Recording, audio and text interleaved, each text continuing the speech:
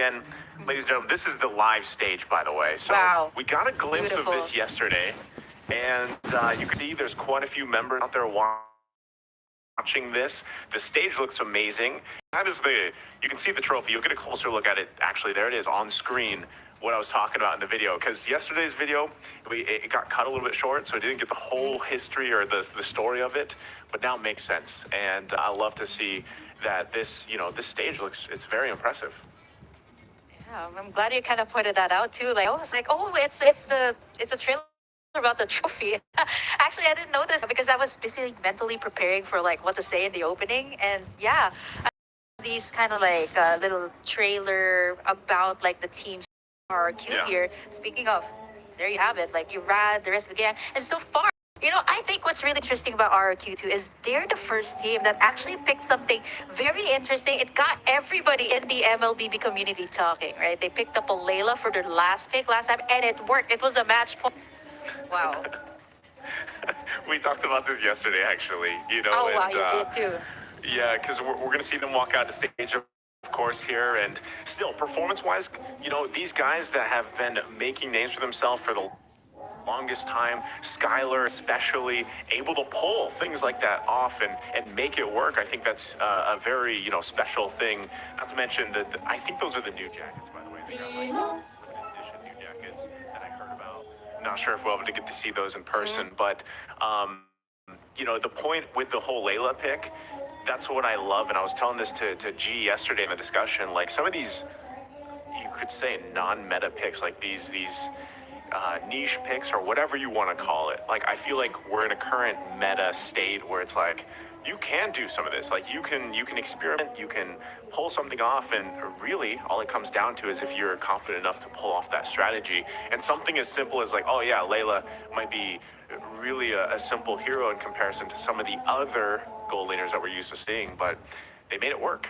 And exactly that. So also going to be taking a look here, Burmese Ghouls making their way to the stage once again here after this great video put together. And Kim, I gotta say, personality-wise, matchup style-wise, for both these teams, do you think the Burmese Ghouls kind of have to like tame that aggression a little bit here in this matchup against RRQ? I think Burmese Ghouls did a pretty good job actually back in the group stages where they were also pretty aggressive from the early game. So I think it boils down to the draft too. Like if you're going to give like Saksa here or Irad those types of heroes, like I think, if you want to be aggressive from the start, like glass cannon heroes like, Joy, Nolan, these are the things that you have to consider. Even the Marthis too, that is super good in the early game. And Burmese Ghouls had that type of composition actually in the group stage. So hopefully let's see if they can balance it out with RRQ, that kind of aggression that they want to show out here. But so far, like I think Burmese Ghouls did a very good job of holding out up until the stage, right? Like we're down to 8 teams. It's not an easy feat to actually reach this point of the tournament. Yeah, again, based off what we saw yesterday, taking us back to yesterday, since we know that RRQ Hoshi's been waiting, right, because of the way that they place in their groups, but specifically for Burmese Ghouls, like I said, their performance against Twisted Minds was very impressive. Like they came out very strong and came out swinging impressively. It's just they had some, I would say, like minor mistakes on some things, especially when it came to setting up with what the draft did. And I feel like that's going to have to be in check here, for this game against RRQ if they really want to move forward, right? Because we do know that, hey, there's not that many days left. It's single elimination. Right. And there's only so much you can do in a best of 3. And, I'll ask you this, Kim, because I liked to ask G's idea about this, like in the best of 3. Okay. Yeah. So is this like the time do you think game 1 really is the time to just throw out like this experiment, or do you go back and stay with your fundamentals or your basics here? Because these are 2 teams that really, there's a lot of variability that can pop up even in game 1.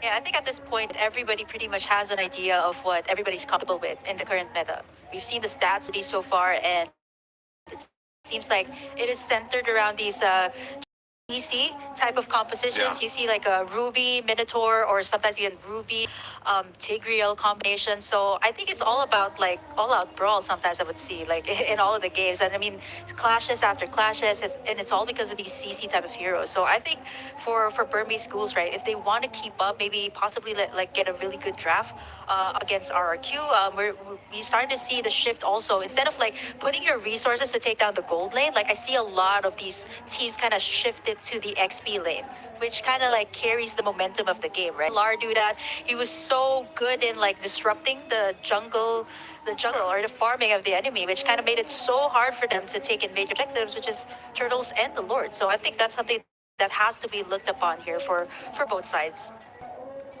I think with building off of that, when you're talking about the objectives, for the most part, I still feel like these teams specifically, and Burmese Ghouls as an organization, like there was a time when they were very action-based and they wanted to just clash it out and things like that. But of course, like over time, a lot of these teams have developed that sense of, all right, these objectives, we really have to master the dance. Because I think for a lot of people watching, like especially if, let's say, they're just kind of casually watching the esports scene, or maybe if you even compare it to the diehards out there, they know that there's a certain like choreography to a lot of these like turtle takes and these lore dances. That's why we call it a dance, right? I mean, that's the terminology, because it really is that. And I would say that with the additions here to Burmese Ghouls, they have done a really good job at kind of developing that play style around that, but they're still very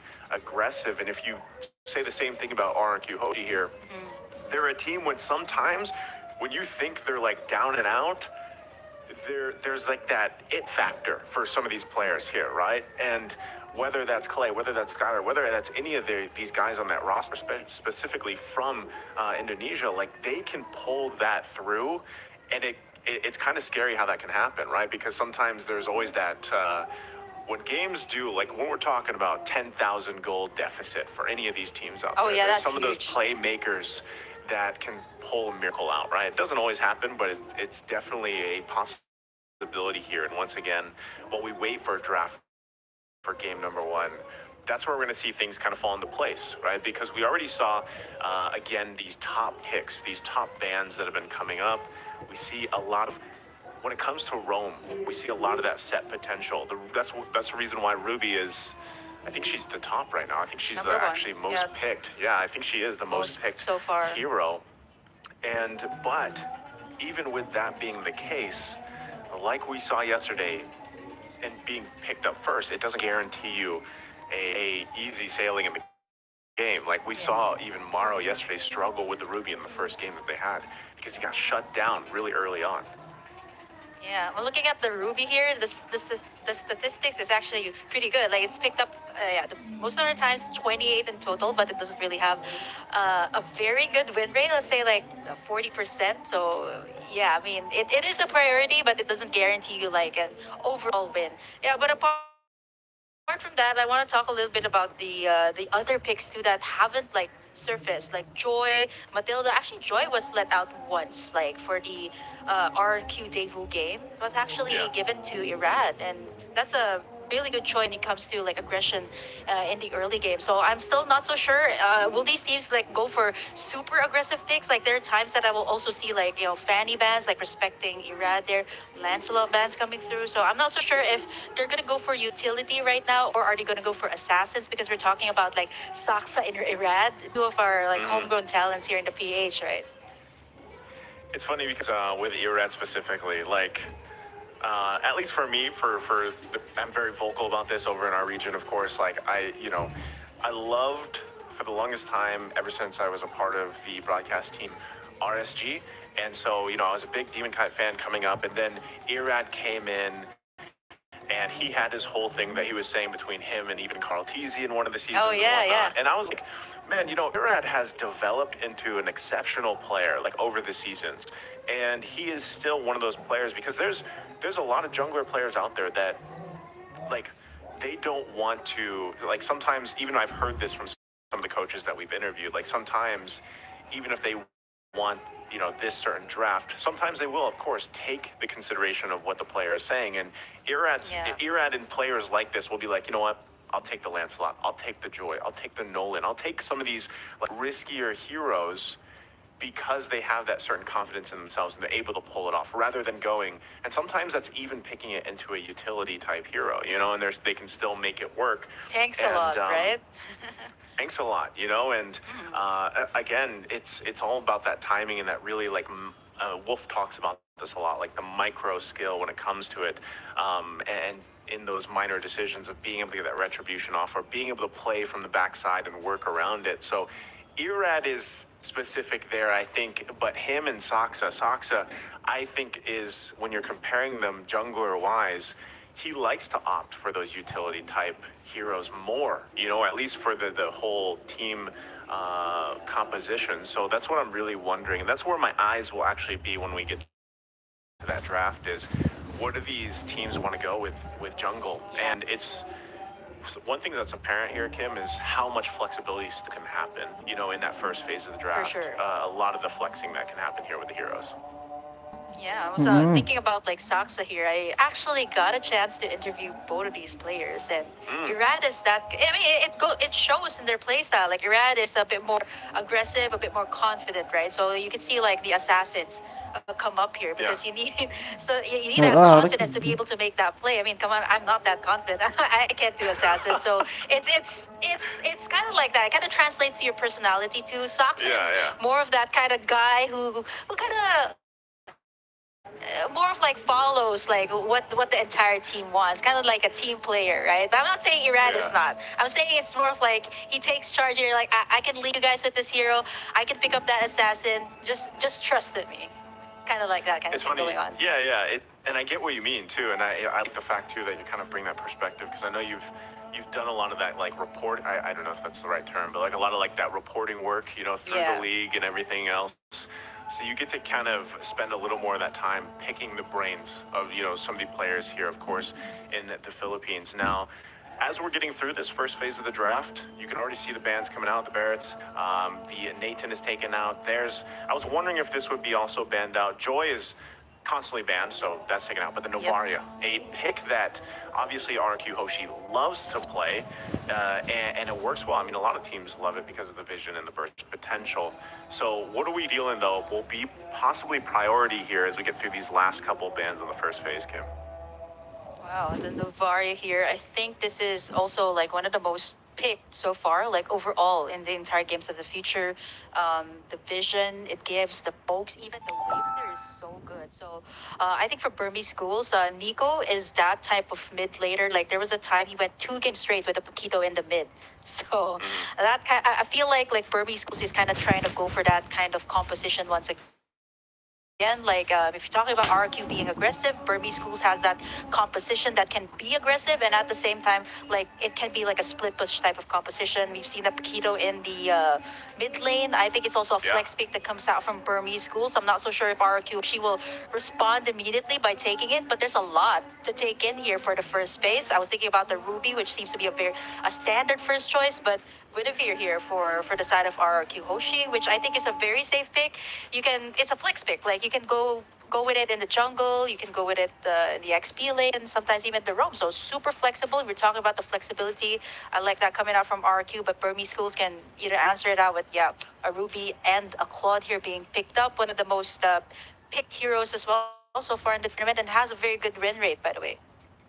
Yeah, not to mention, Stitch had some MVP performances on this as well, and they're going to work around that. Not to mention, picking up Ruby, like you said, it's top pick right now, but we'll have to see again if they're actually able to utilize it the way they need to, because, so far, we don't 100% know where the Guinevere is going. We can assume that maybe it goes in the jungle, maybe it doesn't. Even yesterday alone, we saw it even in the roam. So with that, again, where do they go from here? They take up the CC, they take up Nana. So this is a lot of damage already in these first 3 picks. Nana has been a menace. Her and Melina just wrecking havoc right now so far. And this. I mean, when you look at her photo, it doesn't look like it, right? When you look at her photo, it doesn't look like it. Kim, Yeah. It is. I mean, we've talked about this with Private. I think the only time we've seen this was like, well, it has appeared in multiple games, but I think I Yeah. love this coming out from our that the Nana is not only a beast in ranked games. I know you guys know what I'm talking about. It appeared several times. Not to mention, um, I like the adjustments that were made to it recently. Like the Molina can actually not stun one person, right? You can stun like three people. So, like for RRQ so far, it has that great burst combination. Um, Burmese Schools immediately answers it out by picking up the Akai here to kind of shake things up. But at the same time, I'm not so sure if this is a good pick up against like the Nana. Like the Nana's Molina kind of counters out the Akai, right? Like when you pop the heavy spin. So I'm not so sure. But for Sox, right, he's kind of taking away or kind of picking up this Akai already since there were two bans centered towards him in the first phase. The Barretts and the Martis were already out. Some of his most picked heroes so far in the tournament.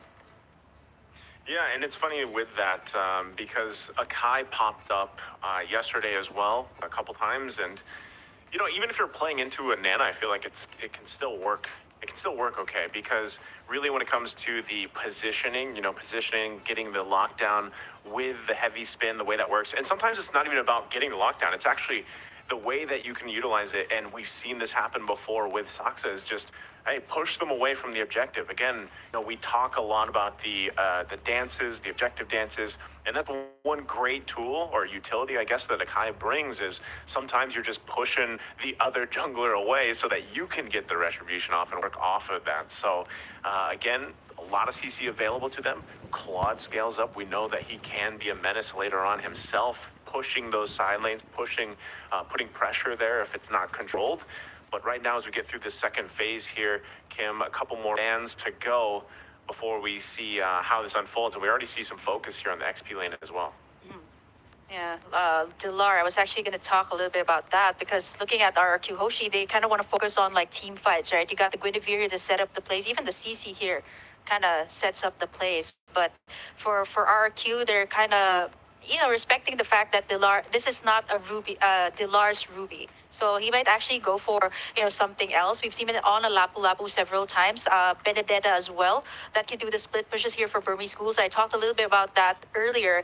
That dllar can also go for those kind of mobile heroes that can disrupt the jungle. So for RQ Hoshi, the last ban, I feel like they should center it around dllar. Just the same thing as like Burmese Schools is centering around the jungle here for the last two bans. They take away the Lancelot and the Nolan that I mentioned that is really good when you kind of want to go for that great early game, which kind of leaves Irat here with either going for another utility because they already have the burst damage here, or they want to add up to more damage by picking up like a something crazy like a Fanny here. I mean, they already have Skylar here to pick up that either a carry here to shred up the tanky heroes, or maybe go for something like something that can go head to head with a Claude in the early. Could do that. They could, again, I think they could even possibly just go a safe route. They already have so much damage available to them in the early game. If they really want to go in with scale and work around this, they might even opt. What if they go for, of course, like it's not banned out, the carry's available, Bruno's still there. Those are some picks that they could pick up and go with. Fairness being picked up on the other side, again, is something that you have to be conscious of, right? I was even thinking of possibly an Aurora popping up because we've seen that come through quite a bit. There's the Bruno. So Bruno is going to be locked in. That's the choice here for Skylar, which is great because Bruno's a great turret destroyer, right? Let him go ahead and farm up, do what he needs to do, and then the damage has to be respected later on. The Minotaur, last pick here for RQ Hoshi. So now we know exactly where things are falling into place, right? Of course, this provides them a lot of that sustainability still based off the heroes that they have and a lot of CC. So it's a good thing that Burmese Schools has that fairness, right? Because they're going to want to use that that Cold Halter to really help them survive a lot of this. Yeah, they're already anticipating that this is going to be an all-out brawl between them and RRQ. I mean, looking at the lineup here of RRQ, you got the Minotaur, the Guinevere. This is what's really good about the Guinevere too. I think this might actually be the Irad's hero, right? So as long as the Guinevere has someone to front for you, you can just keep on setting up and not worry about getting taken down. But for the side of Burmese Schools, they also lock up something really interesting themselves, and I think overall, like you can expect to see like a lot of clashes here from the start and even up until mid game. Again, we'll see as both these lineups are locked in and ready. I feel like it's been a while too since we've seen with Fairness, I'm so used to seeing the Valentina across from him, but I like the fact that, again, I'm a huge fan of these picks popping up that are, I guess Nana's kind of meta now, but, for the longest time, she wasn't meta. So I like that she still fits into this, this whole play style for a lot of these teams. So talking about magic damage, talking about sustainability, they have all that here for RRQ. Burmese Ghouls, on the other hand, like I said, they're going to have to play around the utility that they bring to the table with these picks, right? The Ruby, the Akai, and everything else. So, again, let's see how it all unfolds. We saw both the lineups here. I'm going to go ahead and lean towards this lineup from RRQ Hoshi. I think they should be able to pull it off. But we're going to be jumping here into the land of Dawn here. Game number 1, down to the last 8 teams. We're kicking off here. RRQ Hoshi, Burmese Ghouls in this best of 3. One of these teams will be sent out of the tournament here after the series. So we all start here once again, taking a look at the early rotations. Emblems, nothing quite, out of the ordinary here. Banana, though, opting for a lot of that sustainability again with this CC. We'll see how this all works out. Burmese Ghouls, they gotta play around the fact that they have, oh, hold on, already in the mid lane, though. Jump in, come through. Nico's gonna be just fine. Gives them a thumbs up as well. So for now, back and forth. We'll wait for that first big objective, of course, the turtle. I'm not sure if either of these teams have what they need to get an early first blood before the objective. I think it's better they play it safe again when we're talking about exactly what is at stake here, right? So for now, let's see once again how it goes. Banana and dlarr. Banana should have a pretty good lane so far for the most part, until that level 4 is available. There you are, Kim. So yeah, nothing, you didn't miss too much. Oh yeah, definitely. It's a minute in, no first blood. Kind of expected to see this from, of course, RRQ and Burmese. They want to be a little bit more careful, kind of going in for a lot of these early game pokes first.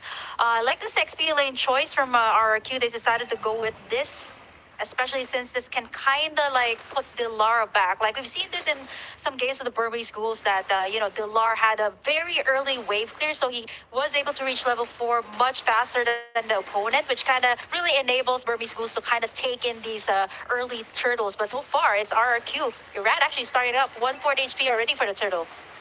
Yep, they go in. Heavy spin already used. Turtle for the taking. Irad going to be able to get it. They get the stun off as well. Not sure if they still want to be going for it, though. They're going to fight it out, and they back off. They disengage. Good thing, too. Once again, they have that nether realm available from Nico.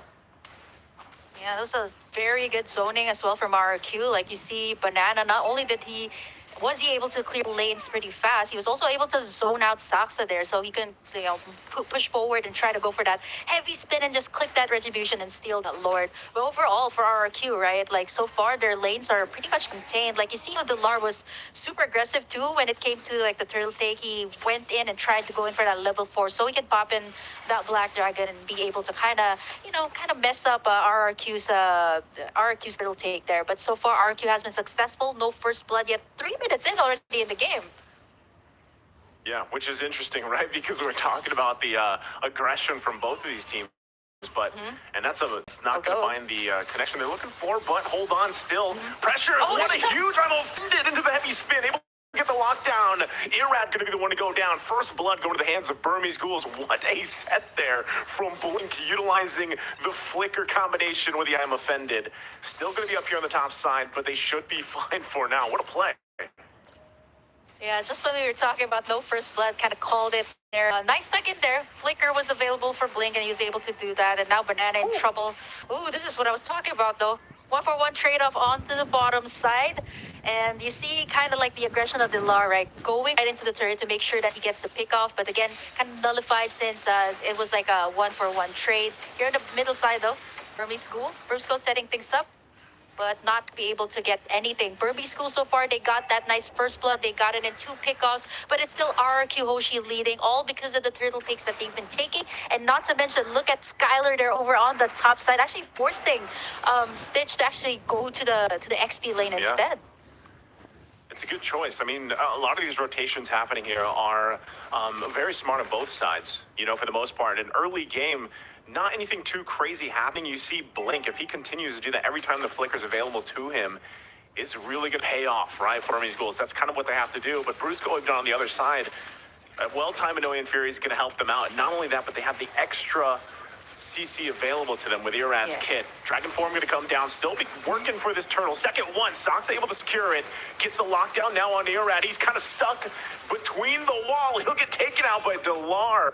And there's nothing RRQ could do there. So objective and a kill for Burmese Ghouls.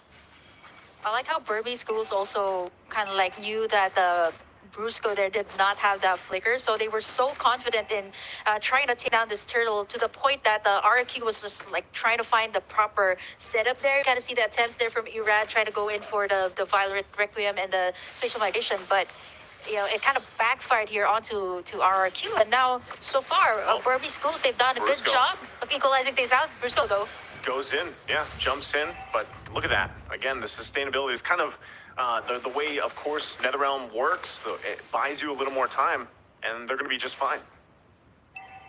I'm worried about for the side of Burmese Ghouls, though. They have to check Skylar as of the moment. He's gotten all the gold plating over on the top side. Not to mention that he's been pushing the lanes pretty fast. You did mention that this Bruno is a turret shredder, and so far he's been taking this turret down almost to 1/4 HP. They should be able to take this. Great map control here for RRQ. Great space that they've made, especially since they still need to take in the last turtle and possibly the next Lord coming into this game. But so far, gold lead, you don't see anyone leading as of the moment because everybody is so... It's kind of a little bit careful when it comes to all these engages, right? Like, once you engage, you don't have that right follow-up, it might actually just be a double-edged sword for your team.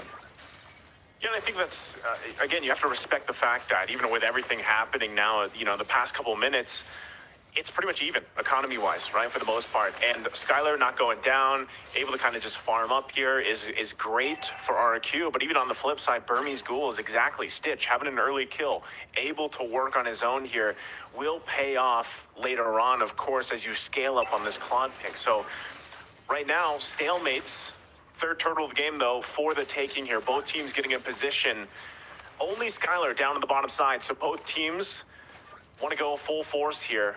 The difference maker could be the gold lane, having that available. You can already see in the mid lane, whittling down slowly, but Stitch going to go down bottom. Team's going to be fighting it out 4-on-4 here for this third turtle. Taking it slow. Turret goes down to the bottom side as both gold laners wait there. Turtle's going to reset once again. Still looking for an angle here. Brusco there in the front lines.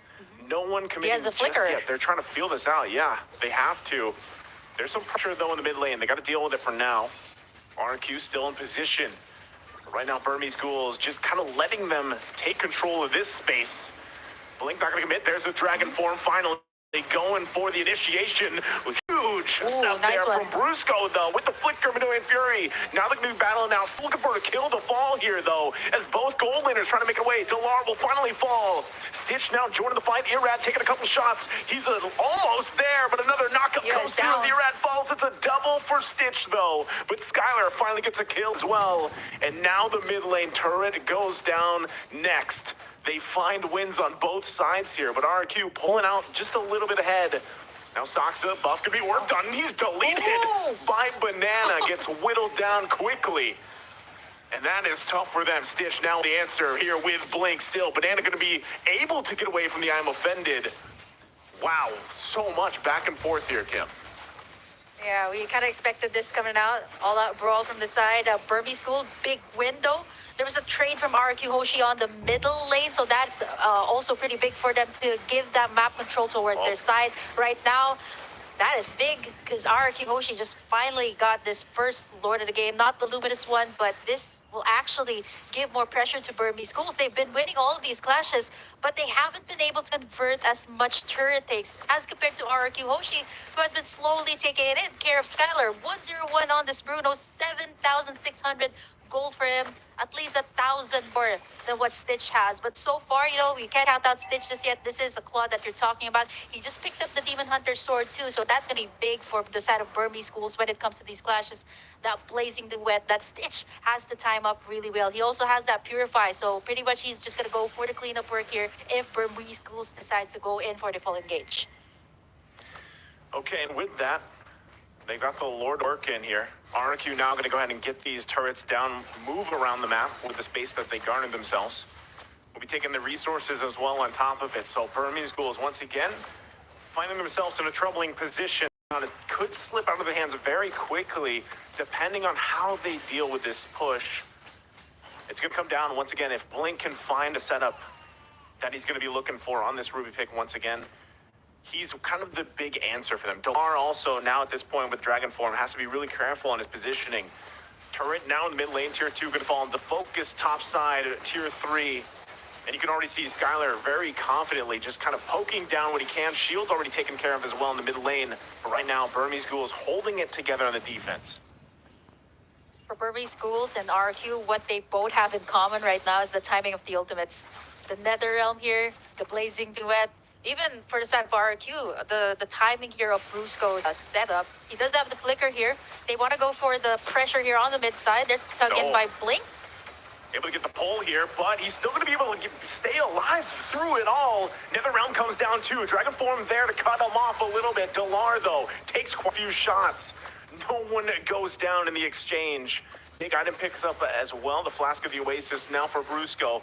Sustainability going to be there, and they're getting another turret as well. The jump in from Irad finds the Requiem. Now Banana also unleashing. Stitch able to get the kill, but it's Nico that falls. 2 down for Burmese Ghouls and RRQ. Looking to end game number 1 here, working on the crystal. Can Burmese Ghouls clear the waves, keep it together? They find a little bit of room to work with. Blink's the one to fall, but Skylar has so much damage on this Bruno, and that looks like it's going to be it as RRQ takes game number 1.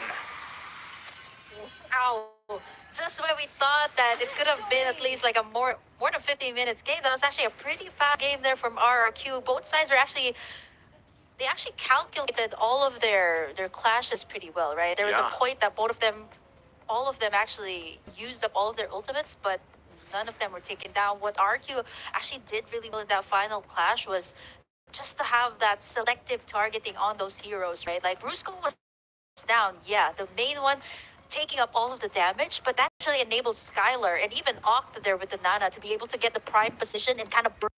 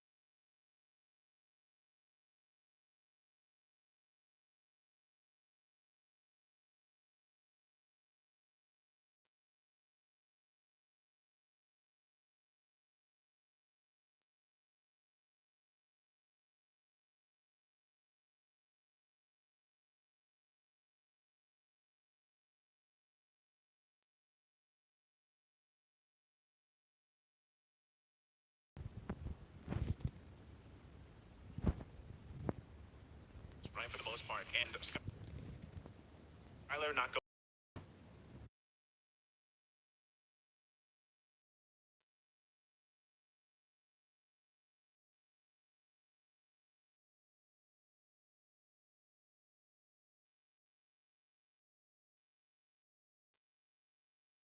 We can't count out Stitch just yet. This is the claw that you're talking about. He just picked up the Demon Hunter sword too, so that's going to be big for the side of Burmese schools when it comes to these clashes.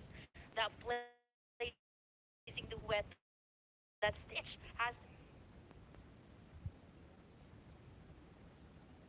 I blink.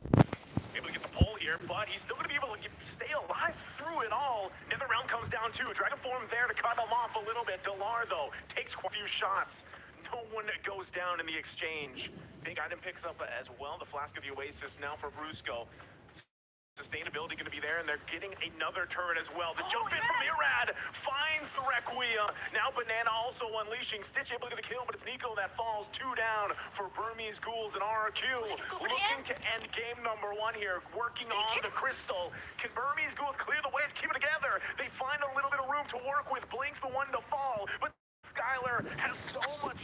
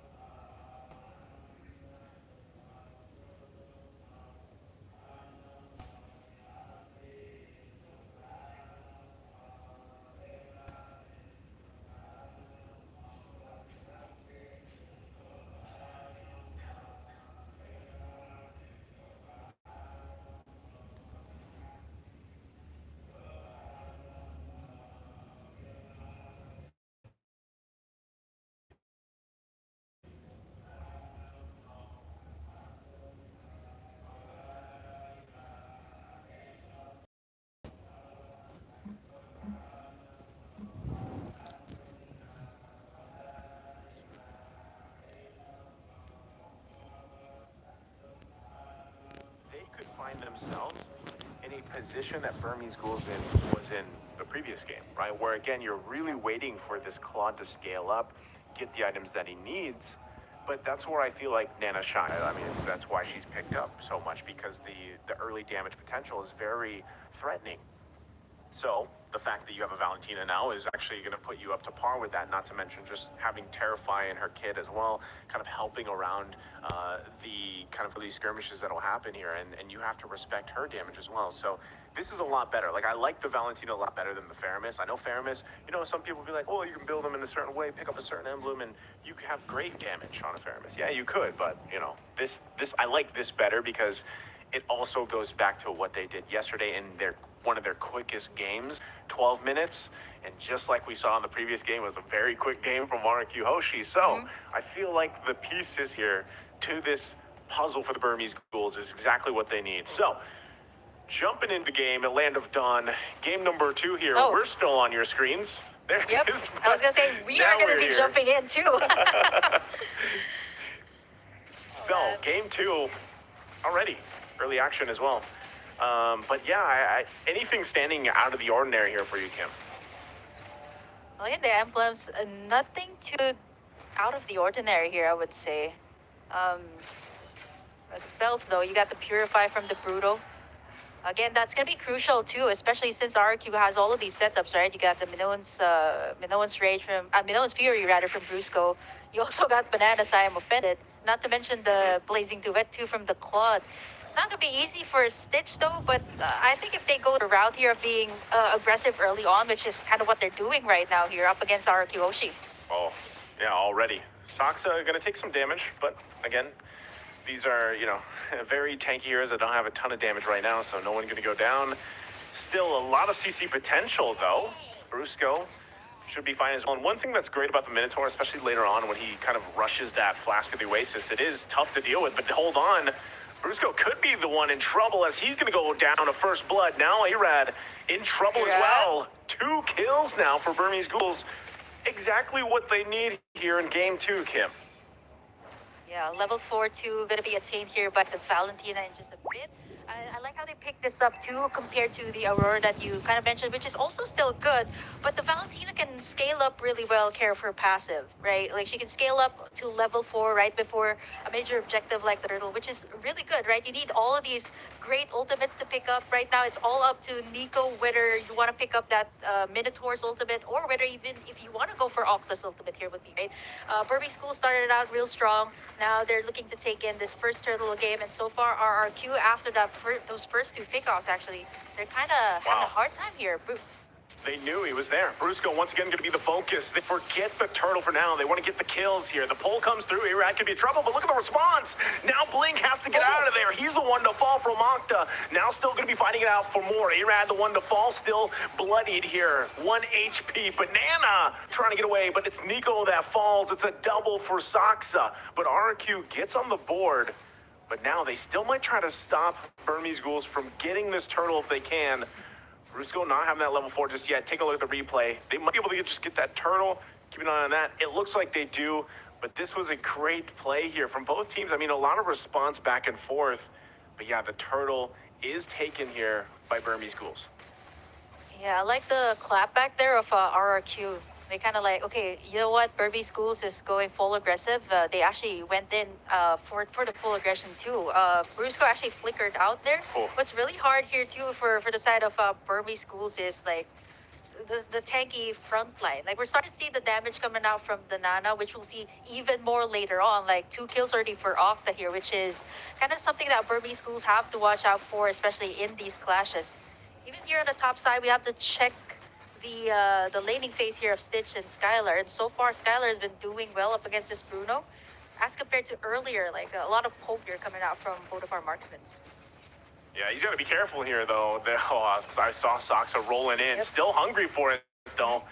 They should be able to protect him. Good rotation and response from RRQ right now. Also, the fact that I don't know if they still want to put the pressure here, but like you mentioned, Octa having those 2 kills early on will help him skill up pretty well. He does just have that magic penetration for currently the arcane boots, but he'll still be working around building up.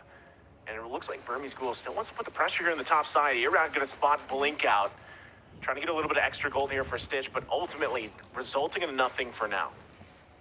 Yeah, you see how Burmese schools also position themselves over on the top side, right? Kind of anticipating that RRQ Hoshi might actually create some pressure here up against Stitch. As long as he's fine, right? As long as he's able to get in his first two items, that should be good. Which is actually pretty much what the Burmese schools has been doing so far here. 4 minutes in, they've been taking all of the turtles, and not to mention, like, I want to point out that Saksa has been getting all of the kills too, which is really good for a Baksha here in the early game. If you think about it, it's not easy, right? To have this Baksha. You got the Nana, you got all of these frontliners, you got the taunt from the Fred Rid, so it's not going to be easy to go up against them. But for Burmese schools, as long as they can keep this up against RRQ, have this early take-ons onto the turtles, winning in all of these clashes, they should be okay. You see Nico actually popping in. Wow. With the Nana, but it's going to be Iran actually stealing it away. Yeah. And dlarr still wants some more, though. He's the one to flicker in. Now has to continue the fight. Nico jumps in as well, trying to find him back, but on the run, Appraiser's Wrath comes down. Octa flickers in. dlarr somehow still alive, but Banana goes in and gets the kill. Still going to be looking for more. They find Blink as well. RRQ able to find 2 kills. When really, I mean, Burmese Ghouls, they didn't have to go for that. Yeah, for the side of Burmese Ghouls, I think RRQ Hoshi knew that they're going to be aggressive. They kind of answered out to their aggression. Stitch in trouble here? Man, it's not easy. You got all these 3 heroes to add up to the burst that they have. And now, RRQ Hoshi right now, a little bit aggressive, going to the jungle side of the Burmese Ghouls. Yeah. Okay, Nico not going to be able to connect on his own. I'm offended, but Brusco now taking the brunt of the damage. Still, will he be able to get away? He doesn't as Blink gets the kill. So still, a lot of back and forth here from both teams. Kim, economically, though, it's pretty much even with all the action here. And now it's the 5-5 even across the board. Yeah, if the economy is kind of equal, what you kind of take a look at is, do they have the map control? How's their gold laner doing? And so far for RRQ, this is what they did in the last game, right? Getting in the map control is so vital for them, even though they didn't really win those early game trades up against Burmese Ghouls. They managed to be able to take in the space. And mind you, this is a Claude you're talking about. Blink, gonna try to go in for Banana here. Oh, he's actually okay. He is not gonna be able to get away. Great setup once again. Spatial migration into the Requiem. Able to get a kill now on the bottom side. They're gonna focus here. Putting the pressure still, like you were mentioning, you know, you have to look at who has this kind of advantage, right? And space-wise, yeah, it's RRQ. They've got 2 turrets. Burmese Ghouls, though, they don't care right now. And they're going to be making their way to this next objective, the turtle. If they can secure this one, it'll help them just a little bit deal with this. But right now, look at this. RRQ doesn't want to go ahead and just give this away. They want to fight for it and get this positioning. Burmese Ghouls getting the first turret of the game for themselves here on the top side with dlarr doing the work. But nothing committing just yet. They're going to back off. Saksa going in with the rest of the team. Nico had the guy offended himself. Goes in right for Brusco. Brusco waiting for the team to come in. dlarr goes in. 1-2 punch. Gets the kill. And Brusco out of the picture here. Now down a member.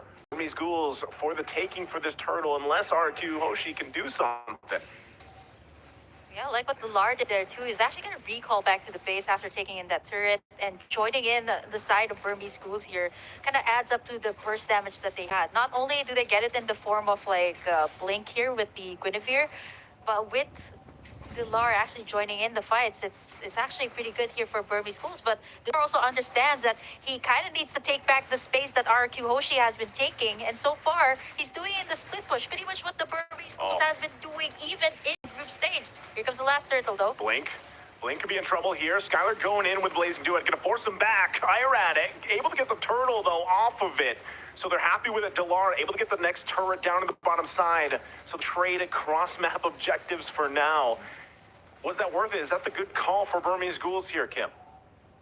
I think it's a point that Burmese Ghouls kind of understands that RRQ Hoshi, yeah, okay, they've been taking in, they've been winning in all of these team fights so far. So dlarr, I like what he's doing, and this was what he has been doing even in the group stage, right? Creating a space for Burmese Ghouls, and you really need this, especially in the current meta that everybody really loves to go for team fights, and sometimes you don't even notice it.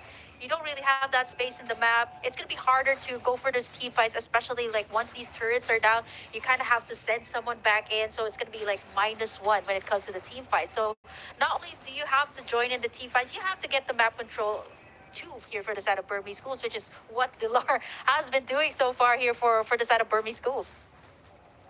Yep, and with that, right, the main thing is building up enough time for this thing for Skylar here. Now, once again in the mid lane, they want to go ahead and duke it out. Brusco taking a ton of damage, goes in with a jump, gets some annoying fury as well, but look at the backside. Nico's going to be the one to fall, and now Irad holding Stitch back, Blink trying to help him out. Skylar now joined with Light Appraiser's Wrath going to come down, and Stitch that falls there in the jungle. So RRQ clapping back, looking for dlarr. He's on the run. Into the jungle he goes, but Nana going to stick to him, cancels him out from the dash, and still going. Might even get the kill there in the solo, but also looking at the replay here, look at how this unfolded. Not sure, he's actually still in the chase there, by the way, on the live cam, but what a setup and what a play here from RRQ. Oh, they're gonna get him. Burmese Schools. It looks like they're gonna get him. Oh, yep. dlarr, you tried. There it goes. Yep. Well, he was successful though. He was able to take on that second-tier tower there on the bottom side. And if you look at the goal too, like it seems like RRQ Hoshi is managing pretty well up against the Burmese Schools here, but it's not that far of a gold lead. It's 1,000 gold lead at least here for the side of RRQ. If they manage to take this Lord, this should be at least a little bit more space for them to take in at least all of the second-tier towers here for Burmese Schools. Again, the space for their side, and not to mention, like if you look at Skylar's stats, 203 on this Claude, you saw in that last replay that he was already shredding apart all these tanky front lines that the Burmese Schools had with just one blazing duet. Yeah, and with that, I mean, this is where you want to be. 11 minutes in, you're quite beefy on this Claude here for Skylar, and it's showing, right? A lot of the times, even if Brusco was out there, you know, some people might be like, oh, Brusco, what are you doing? But a lot of the times he's actually able to be a nuisance so much on this Minotaur that he's able to get a lot of resources out, and then Skylar able to shine later on with the setups, and of course, that's just how it's been so far. But now that they're playing around this Lord here, you can see dlarr still putting the pressure on the top side. Yep. He picks up the Malefic Roar.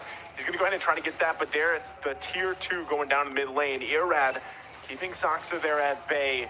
They might want to respond to this. If he still gets to that base, it looks like Skylar is going to go back. Lord is going to get worked on, though. Not the mid-turret in the base, half health. Now dlarr might be making his way to cut them off here. Conceal play going to be used as well, but it gets spotted out for now. They don't commit. So, again, dlarr is just trying to find can here, Kim. Now it seems like this was the same case. Like this Paquito seems to be a staple choice here for the Burmese Schools, not only for dlarr. There was also a time in the group stage that this was the thing that Nico has been doing. And taking a look at the items here so far, it is going to be, wow, Skylar at least leading in terms of the gold lead here right now. 9,700, nearing already 10,000. That is way far from what Stitch has. 1-2-0 on the Bruno. He's already gotten that Wind of Nature too, just in case he gets picked off here or gets into like a head-to-head here with dlarr. Having that Wind of Nature is going to be crucial in the team fights. It's going to be clutch, right? That's what that's going to be. And like I said, when Claude gets to this point, you have these 4 specific items locked in. It's really tough to deal with because you also got to catch him, right? The way that he's going to use that BMI to kind of get out of some of these situations. Octa picking up a Divine Glaive as well. Midoriya Fury with the Flicker combination goes through. Look at him getting whittled down. Sox could be in trouble. There's the knock-up, though, and he's able to get out with the BMI. Now Sox is the one to fall in the jungle. dlarr trying to get the punches off here, but he's got to respect the damage. I'm offended, not going to connect. And they might still just pull it back. Still 30 seconds away from this Lord, but RRQ finds a kill. Yeah, the swing of the goal too from 38K for the side of RRQ. Then it swooped all the way up to like a 4,000 gold lead right now, just with that one shutdown onto Soxa, which is exactly why RRQ was willing to commit that clash. Like Soxa was right in the middle. Skylar having that insane amount of burst, plus Octa too. So it's not going to be easy for a boxer to just roll in when you have the Molina on them. Actually, if you take a look at the replay, you might actually catch it. He gets in that Minoan sphere from Brusco, and at the same time, it really set things up here for both Octa and Skylar to just free hit him. Now, it's going to be the first enhanced Lord of the game. 14 minutes in, RRQ Hoshi going to be starting it up. Let's see, Burmese Ghouls, do they actually want to pull something off? Soxa could come down to it. Nico holding on to that Ruby ultimate once again. RQ knows what's up. dllar also positioning here. They're going to have to go for it. Praiser's Wrath going to come down. Irad able to secure it, though. Gets the Lord. And now Sox left to his own will fall into the river. Now Blink in trouble. Gets I'm Offended combination here. Flickers on out. dllar couldn't do anything but watch. And Sox is the one to fall. RRQ ready to make the power play. I like the attempt there of Soxa to try and steal it with the Lord. Roll in and click that retribution. But I think Burmese Schools kind of was trying to go for maybe possibly a split push. Like if you look at that particular moment when Soxa was going to try to go in, like you see dllar and Stitch going to try to make a move on that mid lane, but it's a little bit too late now because Enhanced Lord for the side of RRQ, they can take all of the inhibitors here. They don't have a good amount of burst to take down the front line. Yeah. But here comes Irad. Irad he's gonna get pulled. He has the immortality, but there's the Minion Fury gonna be jumped in. Look at the damage though coming out from Skylar. Able to get the kill on Soxa. Brusco is the one to fall from dllar though, so it's a 1-for-1 for now. Can they hold it together? Blink gonna be able to jump in. Takes quite a bit of damage himself. The flicker comes through, and he's keeping him at bay. Lord finally gonna go down. Nico has to run out of there, buy some time, some space, but he ultimately dies. And they hold on to a sliver of health on this turret for a little bit longer. dllar trying to keep the minion at bay. Man, Banana jumps in, finds the connection. But look at the damage from dllar. The 1-2 punch isn't enough to get a kill, though. And now RRQ looking to end the game, looking to end the series here. Can they do it? 3 down for Burmese Ghouls. It looks like they're going to take the disciplined route here, Kim, and back off for now. Yeah, if they overcommit there, they could have been punished there by Stitch, who also has almost all the items that a marksman needs, right, in the late game. And by this time, like 16 minutes in mid to late game, everybody has what they need to be able to go up against your opponents. But what RRQ Hoshi has here, as compared to Burmese Schools, is the burst damage. You've seen it in the Nana. That was like 2 hits onto Soxa. He also has the Athena shield there, so even that wasn't able to counter it out. And not to mention, I just noticed his emblem here right now, that additional burn that you get when you pop in your skills from that emblem from Okta. So kind of really hard for the tanky frontline here for Burmese Schools. They're going to have to rely on Stitch here and even Blink. Then again, same case from what they had in game number 1. Great solid front line, but no one to kind of answer out to the back line here of RRQ Hoshi, because dlar's busy pushing, right? dlar's busy pushing. There's no one to take down the Nana, no one to take down Skylar, who is also very mobile here as a Claude. When you're looking at RRQ Hoshi here, Skylar 3-0-7, Okta 4-0-8, it's tough to deal with, like, that kind of damage, because it's kind of like, even if you're trying to get them down, you have to work through the passive, you have to work through a BMI and a wind of nature. Like, there's so many things to fall through, not to mention get through that front line, right? The front line, not to mention the peels available with a Ruby or even a Fredrin, right? So this is going to be a Lord most likely going to the hands of RQ once again, unless Burmese Ghouls can do something about it. But even Soxa just trying to get some of this vision. Blink waiting patiently as well. Still, Lord less than half health here. They might try to make it a miracle play if they can pull it off. Stitch positioning here is going to be crucial as they approach this. But right now, RQ, dllar taking a ton of damage. He's kind of out of the picture, so now the numbers in the advantage for RQ, and that's going to Lord going in their hands. There's nothing Burmese Ghouls could do with that, considering the fact that dllar had to go back to heal up. Yeah, the presence of mind, too, of, like, Okta and Skylar, to think that they had their eyes on the Lord. And they were also keeping dllar in check, right? He was trying to go for the mid tower, and RQ Hoshi knows that. They have all the space that they get, so if they actually took dllar down there, that wouldn't have been a big thing. But for RQ Hoshi, right, they've gotten everything secured. They got all these beefy front line to kind of contain that Lord pit. And you see how Skylar was chunking it out real fast, too. So at this point, everybody has everything that they got, to the point that Irad's already chunking up all of the damage. Gets stunned in, though. Wow. Irad already taking a ton of damage. Immortality going to be popped. Blink as well. Still has his. Can they pull it off? Look at the damage. dllar going to be taken out really quickly. Skylar on the backside still going. Lord's still going to be up here. They want all the kills before they end the game. It's a triple for Skylar, and they take the series in a sweep, sending Burmese Ghouls out of the tournament. To think that we thought that Burmese Schools going back to their identity, it did work out for them. Actually, it did. They took back the space early to mid-game, but unfortunately for the side of RQ Hoshi, the damage when it came to the late game, two bursts coming out from the Molina Blitz, and at the same time they had to deal with the blazing duet. And mind you, they haven't shut down Skylar or Octa that entire game, so that already sends their gold lead all the way up. Without the shutdown gold, without the items, it was really hard for the side of Burmese Schools to bounce back. I mean, even taking a look at the highlights here, like you said, Kim, there was some moments once again from Burmese Ghouls.